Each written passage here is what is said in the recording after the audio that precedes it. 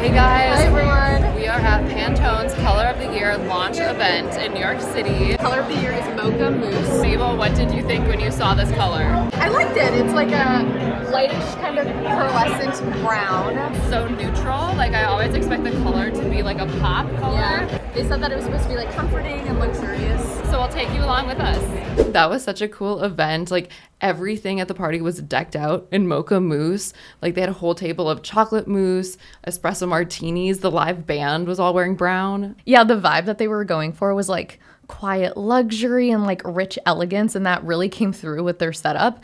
They also partnered with a bunch of brands that all created like mocha mousse colored products. So we saw like a brown Mini Cooper and a Trek bike and lots of clothes and jewelry, even cell phones. So these product booths were kind of like scattered around the space and were kind of like the focal point of the event, I guess, to kind of show how the color would integrate itself in the real world. And we got these huge merch bags, including these super cute mugs. Woo, color of the year. Okay.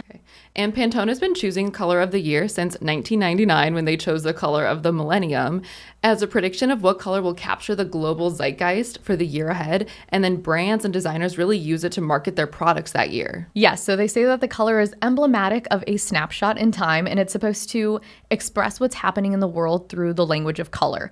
And the process to pick the color is very secretive and is super kept like under wraps, which is why we are so excited to have scored an interview with Lori Pressman and Lee Eisman, who are the vice president and executive director of Pantone. So we're going to get the inside scoop from them a little bit later. I can't wait to ask them why they chose Mocha Mousse for 2025, because usually they're pretty vague about their process to choose a color. In the past, they've said they analyze trends in a lot of different sectors of life, like the entertainment industry, films and production, traveling art shows, fashion, technology, popular travel destinations, as well as lifestyles or even socioeconomic conditions, which was interesting to us, or even social media platforms or upcoming sporting events. We also found out that allegedly twice a year, Pantone hosts like a secret meeting of colorists from all around the world in an undisclosed European capital. And for 2 days, these colorists basically debate color palettes and like pitch concepts in a white room with like white walls so that they're not influenced by color. And apparently those meetings help them pick the color of the year. Like, what if they wanted to choose white? Nope, not allowed. That sounds so intense, like a secret international color debate. Like, I want to sit in on that. And apparently these discussions revolve around a theme like comfort or harmony or unity or something. Yeah, and the way that these experts convey color is so interesting. It's not just like brown and then you can decide what brown means to you. It's like a specific pearlescent brown, and they give you adjectives that tie to the brown to convey another vision and dimension of that specific color. The Pantone Color Institute is the leading authority on color in the world. They were the first to have like a standardized color filing system. So like Pantone 186C will always be Coca-Cola red, or Pantone 286C will always be Facebook blue, and so on. Pantone was created in 1962, essentially as a way for like manufacturers to distinguish their colors from competitors, but still have their colors and shades be consistent within their own brand. And basically every brand and organization, even like the US military or the European Union, use Pantone color standards. And today there are over 15,000 colors in the Pantone library. You probably don't know that Pantone created the millennial pink fad. So they chose a light pink as their color of the year in 2016. And then it went on to blow up, and by 2017, the term millennial pink was coined. They also popularized the color cerulean, which then we all remember from The Devil Wears Prada. What you don't know is that that sweater is not just blue, it's not turquoise, it's not lapis, it's actually cerulean. In 2002, Oscar de la Renta did a collection of cerulean gowns, and then I think it was Yves Saint Laurent, wasn't it, who showed cerulean military jackets. I think we need a jacket here. And then cerulean quickly showed up in the collections of 8 different designers. And before this like nuanced degree of color was used by brands and fashion, it was actually first used by scientists, which is really cool. So scientists obviously needed names for specific shades of colors to distinguish between plant and animal species. So bluebirds, for example, there are hundreds of different kinds of birds and so many different shades of blue, so they need a way to distinguish light bluebird 1 versus light bluebird 2. And so the first fully comprehensive color dictionary was for this purpose of species differentiation. And then as the world commercialized, that later influenced Pantone. And Color of the Year is really Pantone's big annual moment. Like in addition to the launch party that we went to, the London Eye turned Mocha Mousse. And we think we'll be talking to Lori and Lee from their press tour in either Shanghai or Mumbai. We really can't wait to talk to them and get all the ins and outs of the Color of the Year. Where did the inspiration for Mocha Mousse come from? I mean, really what it comes down to, Pantone Color of the Year is capturing a mood. This is a global team of people that are involved in this decision. They all live and breathe color. They see life through the lens of color. So these are people involved in trend.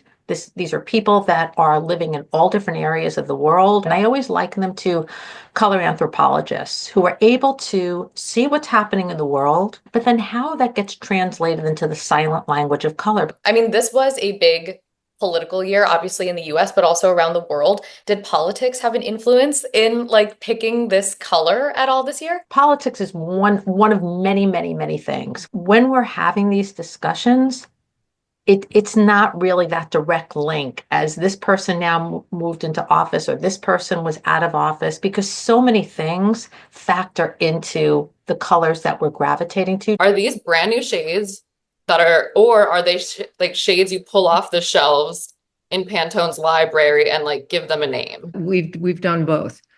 For the most part, they do come from existing Pantone colors, but we did, for example, in 22, we did Very Peri, which was a brand new color. We have to turn it over to the scientists at Pantone to make certain that it is a new color. Mm-hmm. And they agreed that there was this new color that came, Very Peri. And of course, we had great success with it. People were fascinated by it. And are there like certain rules that exist when picking color of the year? Like you picked peach fuzz last year. If you did see orange kind of becoming this trend in color again this year, like would you not want to pick another color in the orange family? Well, that's an interesting question. And I don't think we've ever really had that dilemma. Mm-hmm. And I can't say that in future, we might do an orange one year and the next year, oh, wow, there's another, there's rust is big and we can't ignore it. The name is certainly salient to the color we select. And I remember zeroing in on a color that was like pea soup or something like that. And we looked at each other going, no. That's not it. Not the message. This is not what we're talking about. A lot of the same words that were used to describe peach fuzz last year were being used to describe Mocha Mousse, wanting indulgence, wanting to like pamper yourself a little bit. Why do you think we need these colors right now? It's this whole idea of self-care, right? Nurturing yourself, and not in a selfish way, but just in a self-protective way. We've seen this foodification of color this year. A lot of colors with food names. And that was really interesting because that also talks about comfort, right? Because a lot of times the minute you think of something good to eat, it takes you into a different place. When you think about a mousse, it's not heavy, it's like a whipped. So the image is important, but the name is extremely important. We did notice while we were looking through like past colors that Pantone has picked a neutral color before, but this is the first time, correct me if I'm wrong, that there was like a brown that was picked. Was that like an exciting moment for Pantone? If we think even from a consumer point of view on the browns, we're seeing, one other aspect is the whole idea of sustainability. And we've seen consumers really pushing to slow down trend cycles, things that are more seasonless, more genderless, things that are practical, yet wearable, understated, yet can be dressed up. And we started to see a move towards neutrals. It's such a great neutral. Like, yeah. I think it looks so much better on a lot of people than black, but people forget about it because everyone just wears black all the time. So I hope this encourages people to go into brown because I think it looks so nice on so many people. Well, you're a perfect example of it. Look at the two of you. Thank you. Thank you I know Lee had the same reaction that I did going, oh, look. Thank you. And to go into the brown family, which is so inherent and understood as a natural color, we felt was, a great direction to go in. And then you point out to them that they may have things that already exist in their living environment that are brown, but they don't think about it as a color. What about your floors? It could be a beautifully polished patina. I mean, color is all about context. Somebody had reached out and they were doing a campaign on the fuggliest color. I know you figure out what the fuggliest stands for, right? Okay.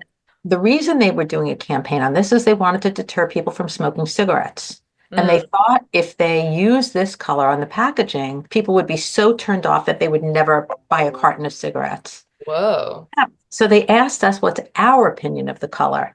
And as Lee was saying, it's all about context. Place that color next to a fabulous fuchsia, and all of a sudden you're going to see that color completely differently. So I have to ask for all the Gen Z followers that we have who are watching, how did Brat Green sneak in this year? Where did that come from? Like, what were you thinking? When I saw Brat Green, really what came to my mind was, oh, we called that out in 2017 with greenery. We were already seeing that. Yay for Charlie XCX for redeception of a color. How many young artists are using color to highlight who they are? Sure, there were older artists before Prince who we worked with to develop a custom color. Whoa, that's so cool. On Rolling Stone's Red. We did Ultra Black for Nas when he had come out with his anthem. It's so true. It reminds me of Taylor Swift. Oh, yeah. She has a different color for every era, and her fans literally see a color and know what era. Associate it, yeah. Yeah, but at the same time, she always wears that red lipstick, Yes. right? So, I mean, when I think of her, I think of that iconic red. Totally. Any other points or anything that you think is important? Express, explore, experiment. Try on color one day, try a different color the next day. It really is just a mode of self-expression. Have fun with it.